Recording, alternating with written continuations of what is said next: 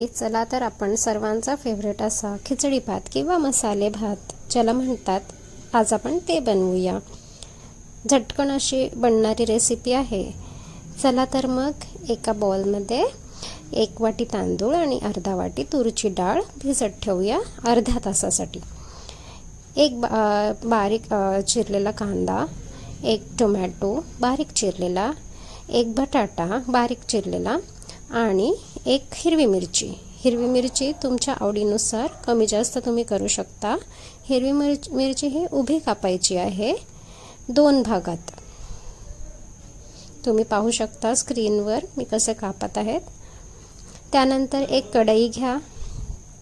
कढईमध्ये तेल गरम करा। तेल जसं गरम होईल त्यात तुमच्याकडे जेवढे गरम मसाले आहेत, दालचिनी, इलायची, लवंग, मिरी, तेजपत्ता, स्टार फूल, ते सर्व तुम्ही तेलात त्यांचा फ्लेवर येईपर्यंत गरम करा।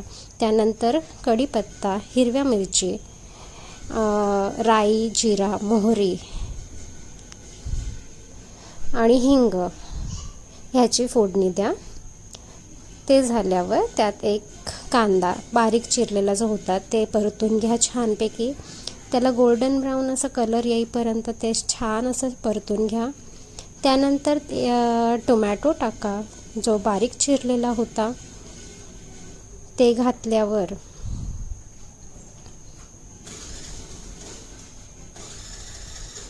टोमॅटो छानपैकी शिजवून घ्या नरम होईपर्यंत। त्यानंतर त्यात कोथिंबीर बारीक चिरलेली टाका।